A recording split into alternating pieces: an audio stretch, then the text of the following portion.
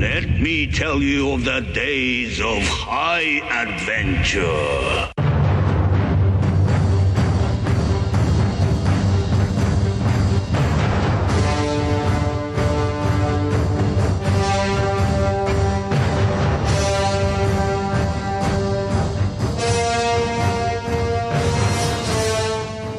What's up, everybody? I'm Kevin. And I am John. And you are listening to the 6 Degrees of Schwarzenegger podcast, where we are taking a long, hard look at some of our favorite action movies from the era of Arnold. Now, Schwarzenegger is the icon of the genre, and we're taking a deep dive into some of our favorite 80s and 90s cult action movies and breaking them all the way down.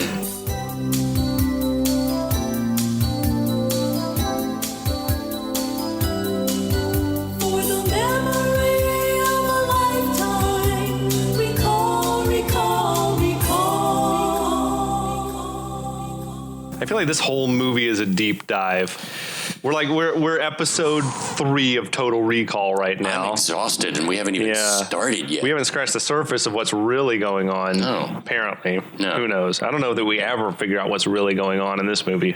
It's just deep like that. It's sort of like Inception. Yeah. It's a dream within a dream. That's right. How deep does the rabbit hole go? Exactly. There's also a lot of Matrix stuff in there, including what we just saw, which was him popping that bug out of himself in a gruesome fashion. Very interesting. I wonder if the Wachowski Once Upon a Time brothers took some cues from some Total Recall. That's definitely could have. Interesting, because there's more than one similar things that are very much referenced, which we'll get to as we go. We'll point them out. Don't ruin it. So we've got the last episode ended with one version of Arnold named Hauser telling the main version of Arnold named Quaid to get your ass to Mars. Everybody got that? You following along? So Arnold far? Told Arnold to go to Mars. He found a suitcase full of cool spy shit, which is like every 12-year-old boy / me and you dream. Oh, yeah. Like, that'd be so cool. Indeed. And to suddenly know karate or whatever fighting style Arnold knows. Not karate. He's a brawler. But so this section picks up with the shuttle arriving on Mars, and which proves once again that models look better.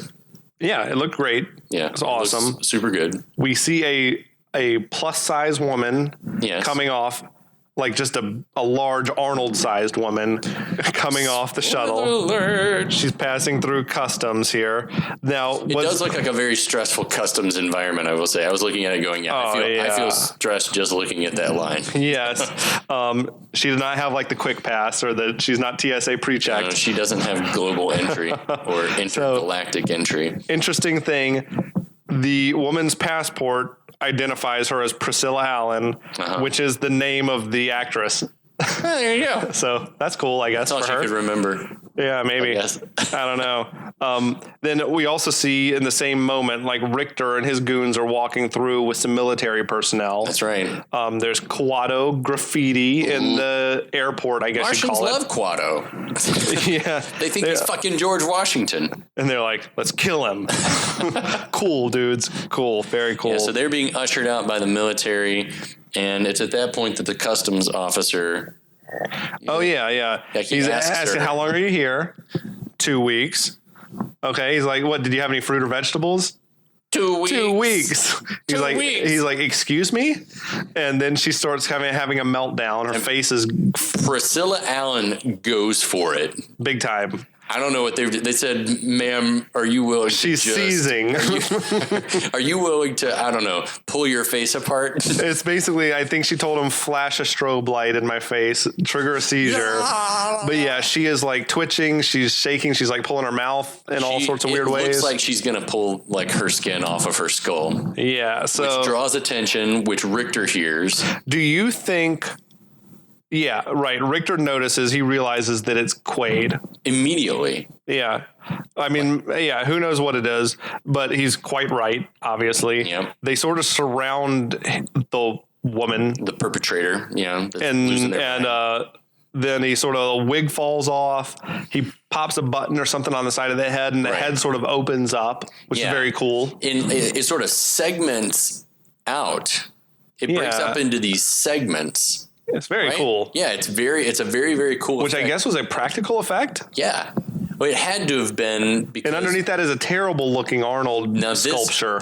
We've talked a lot about some prosthetic heads, some fake Arnold heads in this movie, and we've already seen 2 to this point. They looked better than this one. This one is my least favorite. This one is an abomination. It was just a lumpy... This looks like that show nailed it. Like somebody was like, what's my task? Make a paper mache Arnold Schwarzenegger. Make a good bust of Arnold. Now, I gotta say, if some, like... interloper off the street made that, I'd be impressed. But God, for somebody to have thrown serious for a movie funds, magician, that's not a great look. It looks like if Arnold Schwarzenegger had been injured and could no longer move part of his face. Do you think the mask, could it only say 2 weeks, or was it malfunctioning? I think it was malfunctioning. I think it was clearly malfunctioning. Okay. I think probably Quaid wanted it to say something else, and it wouldn't give the other answer. It just kept saying 2 weeks. It couldn't, and he was like, "Oh shit, what do I?" And I think that's probably why he was trying to like grab the mouth. He's probably trying to like tell it to say something else. Say something else. Yes. So he takes the mask, he chucks it to the policeman. Here, catch. The mask looks up at the cop and says, "Get ready for a surprise." So clearly, he can say. And now it can talk again. It's a bummer that didn't happen Apparently, 2 minutes ago. It could be programmed to say something and not fuck it up. But it blows up, and like all hell breaks loose in there. Richter opens fire because that's what Richter does. I'm wondering, so was that mask inside the case? Because I can't see that mask fitting inside the suitcase. I feel like given its collapsible ability, it could have been? That it could have been in there. I mentioned in our last episode that you do see the yellow dress that she's wearing sort of poking out of the case. So that made me think the mask must be supposed to be in there. This could be something like from Back to the Future 2, where you pop it in the microwave like a little capsule and it comes out and it's a full-grown head. Yes, it's like dehydrated. Yeah, it's a dehydrated head. Absolutely. So, and then Richter starts shooting because that's what Richter does. He ruptures the dome. And you said it before, all hell breaks loose. Immediately, people start getting sucked out. You're afraid you're going to get sucked out. It's the classic like space vacuum. Yeah. That happens in 50% of sci-fi space movies. Yeah. Event Horizon. Yeah. It's always you blow the hatch open and everything wants to get sucked out. Right. Yeah. It's awesome. That happens literally, I feel like, in every Alien movie, at least once. That and drowning at sea are 2 irrational fears that I have. Sucked out into space? Yes. For you, or just sucked out the airplane window? Yeah, well, sucked out into space more specifically. Okay. I know that because I know that death would not be instantaneous. If I got sucked out an airplane window, I know I'd have a little while to think about it. Oh. But I know by the time I'm going to hit the ground, I'm probably going to be like either in shock and passed out. And then when I hit the ground, I'm just going to die. I'm not going to feel it at all. Yeah. I've jumped out of an airplane before. Skydiving was one of the coolest things I've ever done. I'd do it again. I'd love to do it again. Okay. But the thought of getting sucked out of an airplane is less scary to me than drowning at sea, like in Abyss.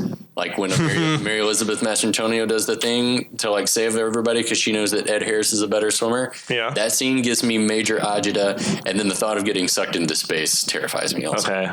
So there you go. There's that. Right on. So if you want to torture, if you want to torture John, just take him to space.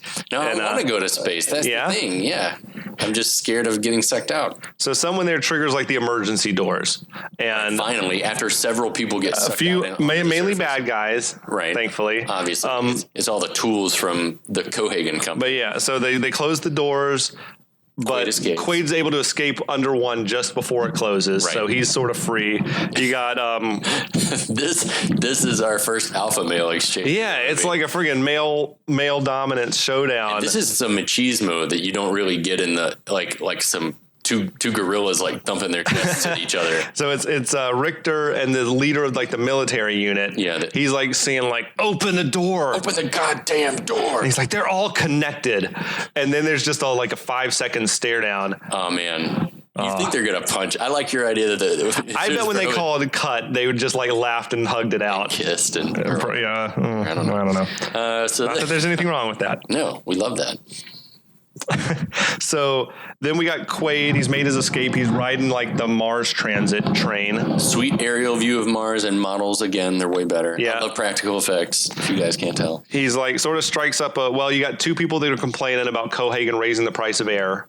Yeah. And then you got Quaid. He's chatting it up with a dude who couldn't look more like a construction worker or a miner. That guy is familiar to me from a lot of like 80s stuff. I feel like he was also recurring on Home Improvement. Like one of Tim Allen's buddies or something. Tim the Toolman Taylor's buddies. Yes. I feel like he was a regular on there. On the Newhart show? I can't remember. I don't know. Anyway. But yeah, he's like a famous character actor guy. How much of a dick are you if you're charging people for air? God, that's terrible. That's where we're going. Get ready for that soon, kids. Yep. First water, then air. But yeah, he's explaining to him, like, I used to work in the pyramid mine. And then Quaid's asking him, like, oh, there's those rumors that they found alien stuff in those mines. And he's like, oh, that's just rumors, though. And the construction dude's like, you believe that? The more, lots of convenient encounters again. The story just unfolds for you without having to do a whole lot. But if it sort of feels like your own like recall dream, that way, because everybody, the things that people are saying are not like what real people would say. Yes, it's nice that you wound up right next to this guy, isn't it? Exactly. But I will say this movie does a pretty good job of like rationing out the exposition. Oh, totally. It's like, it's in ways that you don't necessarily, it doesn't feel too clunky. Yeah, I mean, it's not like, it's not people fucking, it's not sex position or anything like that. It's in a way that makes sense. So then we've got Richter goes to see Cohagen face to face. Yeah, we get big bad and bad number 2. And Cohagen's just furious at Richter for letting Quaid, slip through his fingers again. And gives him the silent treatment when he first comes in. Richter, do you know why I'm such a happy person? Ronnie Cox, this is his moment to chew the scene. He's awesome in the scene. He is just he explains that as long as turbinium keeps flowing, he can do whatever the fuck he wants. And he's like saying the one thing I can't have happen is have the rebels win. And he's like saying your foul ups are making it happen. Yeah. And again, this is a scene that's written to walk the tight wire because you're not quite sure even what he's talking about. Yeah. But he never says what his plan is. Right. It's just clear that Richter's disappointing him in some way. He's told Richter to stop thinking and just do what he's told because you are not fit to think. You're my lapdog. I'm going to hit you with his newspaper. He tells him, like, Quaid needs to be kept alive, and Richter's like, well, someone's helping him. And he's like, I know someone's helping him. Yeah. But he doesn't say it's me, it's our side. So it could, again, it plays both ways, right? Yeah. And then we hear that Quado wants what's in Quaid's head, which is a hard sentence to say. and that he might be able to extract it because apparently he's psychic. Yeah. Which, that's cool. Cohagen's like his smack talk, the way he like just rips Richter a new one is like super awesome. Ronnie Cox is so good at this. No, it's amazing. But yeah, he basically so he says I'm going to need you, Richter, to play along with my plan and like don't ask any questions, do what you're told. Can you do it? Yeah. Richter says, he's like, okay. Good. Or I'll erase your ass. He's so good. I would like to see him try.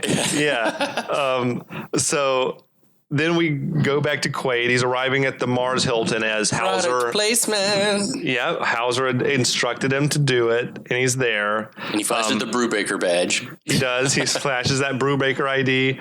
I feel so bad for those Hilton workers because they are wearing the worst uniform I've ever seen. It looks like, it just looks terrible. It just looks awful. I feel for them, but I've had a job before my life, I believe, where I had to wear clothes that I was not happy to be wearing. So I feel the pain. Where was that? Working at a car rental place. Oh. And then when I was working at Publix, it was like, you got to wear the Publix polos and whatever else. I had to wear a Walmart vest. Ooh, yeah, that's rough. It was all right. It was pretty stylish. Stylish. Do you still have it? It's at my parents' house. I used to still have those faded ass, Publix shirts. I think it's in an extra closet in my parents' house next to like my graduation robe and my middle school Letterman jacket. Memories. So yeah, the dude behind the clerk tells him, welcome, Mr. Brubaker. Welcome back. We got your suite. Yeah, that's right. Welcome back, Mr. Brubaker. We have your suite ready, and you've got a safety deposit box. Mm-hmm. He's like, would you like to access that now? And he's like, sure. Well, sure. So they do some second authentication method, like touch. They both swipe their thumbs, or yeah. And what's in the box? What's in the box? It's like, it's the most, it's a flyer for a nightclub called The Last Resort. And it says what? Ask for Melina? Ask for Melina. And he's curious about it. And I like this. He takes a pen and he writes Melina. And wouldn't you know it? It's his to check the handwriting, which I think I would know without having to write it if that was my handwriting or not. Wait, has Doug written anything at this point? We don't even know that he knows how to write. We can't read. So it may be one of those things like instinctually. Exactly. He's never written before. Yeah. Anywho. So yeah, Quaid's out on the quest to look for the last resort. Mm-hmm. Oh wait, I just want to say, like, once again, the clues are being sort of doled out exactly as they would be in like a cheesy, choose your own adventure type scenario. Yeah. Anyway, just want to point that out. It'll become relevant later as we try to figure out what's really happening. Yeah. It's all setting up for the big reveal. Mm-hmm. So Quaid links up with Benny, who we meet Benny. He's got 5 kids. That's if there's one thing we know about Benny, it's that he has 5 kids to feed. I've got 5 kids to feed. He says that. What do you think? 10 times, perhaps? At least 4 times. Yeah. At least 4 or 5. It's usually a couple times per conversation. Right. There's a skirmish as Quaid's getting into the cab. Yeah, like all hell breaks loose. I mean, dudes are blowing stuff up in the middle of Mars, man. I know. It's like, you know what? Maybe Lori was right, and Mars is not a cool place to hang out. Well, yeah. Again, everything is subterranean. Everything's got to be underground because you can't be on the surface. So you got nowhere to go but down. So yeah, we get some exposition from Benny here as they're driving away through, trying to miss gunfire. That the rebels, what do the rebels want? Quaid asks him, and he says that they want more money, more freedom, and more air, which doesn't seem like a demanding list. Freedom and air. Greedy bastards. Greedy bastards. You got to pay for it, assholes. Yeah. And they get to Venusville, which is like the red light district. Basically, it seems like a lot of sex shops and seedy nightclubs and filled with mutants. Absolutely. Benny explains where the mutations come from, that the first domes built on Mars were like cheap domes. They didn't keep the radiation out, and it led to people being mutated, but also having psychic abilities. Yeah, which is kind of awesome. But I guess you can't be anything but truthful in a society where everyone's psychic. Can read your mind. Yeah. There's all these people, offering to tell Arnold or tell Doug's fortune, to read his mind or whatever, to predict his future. Yeah, like everyone's walking up to him and say, I know your sign is, I can tell you. He has a tender moment with a young mutant. Right. He gives her money, which is, we see that Quaid has a heart. And then we see Benny dropping him off at the last resort. And asking for money because he's got 5 He's got 5 kids to feed. Got 5 kids to feed. Quaid gives him cash and leaves him with an impolite remark to take him to the dentist because Benny does have a mouth. He's got a girl. That was a mean thing to say. Yeah. Unnecessary. It was unnecessary. Quaid. Jeez. So he goes to the bartender. He asks for Melina, who they're like saying, well, Melina's very particular. She'll only see certain people. Yeah, and this place is definitely seedy. It's a different kind of hive of scum and villainy. He's like, well, I'm pretty sure she'll see me, and stuffs a wad of cash in the guy's hand. He's like, no, you can talk to Mary. She's available. Oh, Mary. Famous Mary. Mary turns, I think that's what he says. And then so Mary turns around and she's like, well, I don't know about free.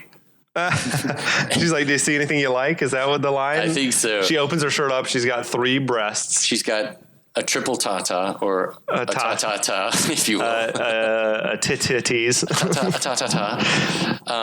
And that's a very, especially as a 12-year-old boy. Yeah. That's a very memorable part of the movie. I think that I ran the VHS tape back. There were tracking lines all over that. I think I ruined it. You were in there taping it back together. Oh man. Yeah. And so, but then we see Melina step out on the catwalk up above. Yeah. No. I take it back. We see Melina. She's at the table with Tony and George. That's right. She's at a table across the room with Tony and George. Now she walks over and just grabs Hauser by the dick. Right. She just grabs it. What have you been feeding this thing? He says blondes. That's great writing. That's hysterical. I don't know about great writing. It's hysterical. When I say great, I mean it's very funny. It's like, wow, they went for it. Well, and obviously it's clear that everyone at that table knows who Quaid is. Yes. And it's not, and they're not necessarily glad to see him except for maybe Melina. Yeah, it seems like both Tony, who is Dean Norris with a lot of makeup and prosthetics on. That is Dean Norris, who is Hank from Breaking Bad. And George Marshall Bell, that you remember from a lot of 80s movies, but probably mostly as the bad guy from Twins. I loved him in Twins. Yes. Anyway, that's a few Twins mentions on these Total Recall If you guys episodes. haven't seen Twins, what the hell? Yeah, watch Twins as soon as you're finished listening to this. That's right. Tony and George know him as Hauser. Melina knows him as Hauser. Everyone's calling him Hauser. Tony, who's got like a facial deformity, says, you got a lot of nerve showing your face around here. And Quaid's like, look who's talking. Again, making fun of people's... brutal. Yeah, I know. It's That's like, a sick burn. Man. You're going to burn the mutant? Yeah, I mean, he's going after people's like... You're roasting him. Yeah, I know, but those are cheap shots. I don't like it. And then as Melina is leading Quaid away, we see the amazing Thumbelina, who wants to also crawl all over. I don't even know how I feel about her being called Thumbelina, but yeah, she's a dwarf, a little person. Yeah, she's a little person. And a prostitute. And she's cute. She's got tons of personality. And she's like, if you need any help with this one, give me a holler. I love it. She is ready to... she's sassy as hell. She's ready to swing on Arnold. Oh, my God. She's ready to climb him like a tree. A tree. That's wonderful. But no sooner they're upstairs and alone than she decks him. She decks him. She's like, I thought you were dead. And then, of course, she's quick to forgive, and they sort of make out a little bit. She's trying to kiss him, and he's like, wait, I need to talk to you. He's like, look, I don't remember you. I don't know who you are. Right, and this is another thing that if you know somebody and they come to you and they're like, listen, I'm trying to tell you something. Like, what if I came to you, you came to my house and I was like, I don't know who you are. Yeah. You're like, okay, you don't want to believe it. It's a far-fetched thing to hear. Yeah. So she thinks he's pulling her leg or that he's full of shit. Yeah. Or whatever. He mentions, no, like I just came from Earth. My wife tried to kill me. Of course, all she hears is, what, you're married? Yeah. That is pretty typical. I feel like that's good writing. Yeah, it is. I mean, again, I love that. Yeah. That's just all she hears. What? You're married? And he's like, no, you're not hearing me. I'm not really married, but like I've been stuck in another person's identity, or like I don't know who I am. And it was Cohagen that did it. Right. And she is not buying it. She's not on board. She thinks she thinks that he betrayed them and that he's still probably working for Cohagen. And that he has used her. Yes. To get her. I think because he just sort of disappeared on him. Right. He ghosted. Totally ghosted. But then he's begging her to help him, that people are trying to kill him, and that he has intel apparently to bring Cohagen down, even though he doesn't know. Right. He's like, it's in my brain. I don't know how to get it out. It's a very Jason Bourne thing. And she's like, get the fuck out. Yeah. I don't want to have anything to do. He's like, he doesn't want to leave, and she pulls a gun on it. He's like, people are trying to kill me, and she pulls a gun and sticks it to his head, and he's like, really? Yeah, like me too. Yeah, exactly. It's a pretty good scene. Yeah, so when we cut downstairs, Benny's getting a handful of ta-ta-tas. Yeah, he's checking out he's wishing he had 3 hands, he says. Again, it's low-hanging fruit, but it's such good fruit. It's delicious fruit. So tastes like beer. Quaid leaves, Benny runs out after him. Right. Because he doesn't want to, I guess, lose this gold mine that he's found. He doesn't want to lose that fair. Yeah.